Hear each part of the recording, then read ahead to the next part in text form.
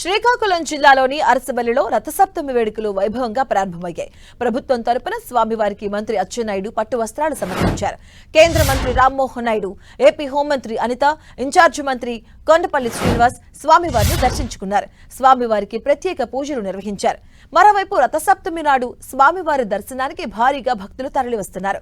దీంతో ఆలయ అధికారులు భక్తుల కోసం ప్రత్యేక క్యూ లైన్లను ఏర్పాటు చేశారు. 30 నిమిషాల్లోనే దర్శనం జరిగేలా ఏర్పాట్లు చేశారు. అరసవల్లి రథసప్తమి వేడుకలపై మరింత సమాచారం మా ప్రతినిధి బాలు అందిస్తారు.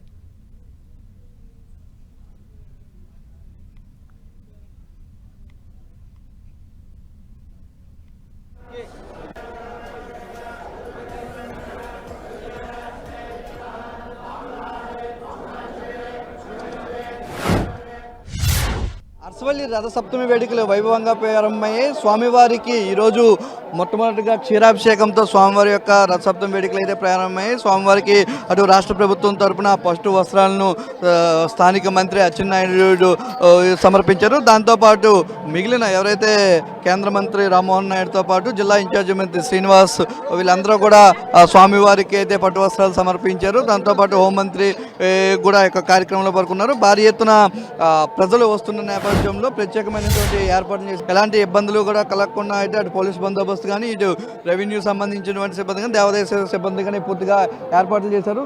లైన్స్ కూడా క్యూ లైన్స్ కూడా గతంలో వచ్చినటువంటి లైన్స్కి భిన్నంగా ఈసారి ప్రతి క్యూ లైన్ కూడా 2 క్యూ లైన్లు కూడా ఏర్పాటు చేశారు. అటు డివోషనల్గా ఏవైతే దాతలతో పాటు వీఐపీలను కూడా ప్రత్యేక క్యూ లైన్స్తో పెట్టడంతో పాటు సాధారణ భక్తులకు పెద్దపీట వేసే విధంగా అయితే 2 జీరో లైన్స్ ఏవైతే ఫ్రీ దర్శనాలు ఉన్నాయో వాటితో పాటు 2 100 లైన్స్ ఇలా ప్రతిదీ 2 లైన్లు ఏర్పాటు చేస్తూ కూడా పూర్తిగా ఏర్పాట్లు చేయడంతో పాటు భక్తులు ఎవరు కూడా ఎలాంటి ఇబ్బందులు పెట్టకుండా అటు ఎన్జిఓల సహకారంతో ఎక్కడికక్కడ ఇతర కార్యక్రమాలు కూడా నిర్వహిస్తున్నారు. ప్రస్తుతం మనతో ఆలయ ఈవో ఉన్నారు. సార్, ఎలా ఉంది దర్శన ఏర్పాట్లు కానీ ఎన్ని క్యూ లైన్స్ పెట్టారు, ఎలాంటి కార్యక్రమాలు చేస్తున్నారు?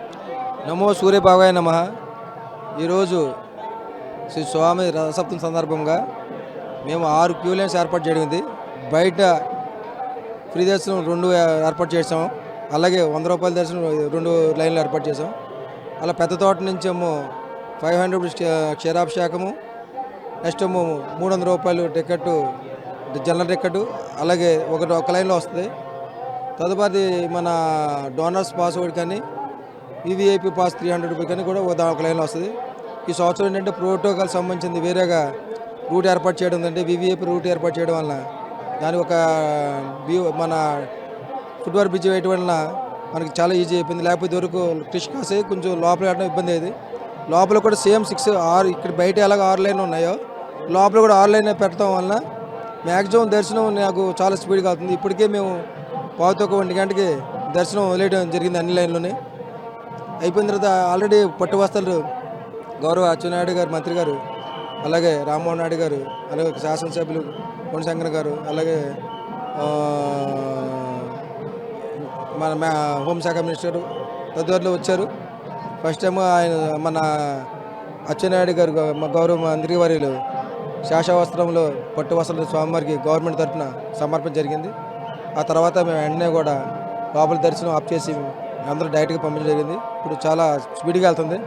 అంటే నేను మీ ఏ భక్తులైనా సరే చాలా అంటే ఉచిత దర్శనం వాళ్ళకే స్వామివారు ఫుల్గా బాగా స్పీడ్గా కనబడుతుంది. ఉచిత దర్శనం ఎంత టైంలో మీరు క్లియర్ చేసేందుకు చర్యలు చేపట్టారు? ఎంత టైం నడుస్తుంది? అంటే వాళ్ళని ఉచిత దర్శనం అడగలేదు కానీ 100 రూపాయల దర్శనం పక్కనే ఉందని వాళ్ళని అడిగాను. అంటే జస్ట్ లైన్లో పెడితే 10 నిమిషాలు అయిపోయింది అన్నారు. నాకు ఆశ్చర్యం వేసింది. అయితే మరి 10 నిమిషాలు కాదు, లైన్లో అంత పెడితే ఒక పావుగంట పడుతుంది. లైన్లో స్టార్ట్ అవుతే పావుగంట పడుతుంది. 10 నిమిషాల్లో అయిపోయింది అన్నారు ఆయన.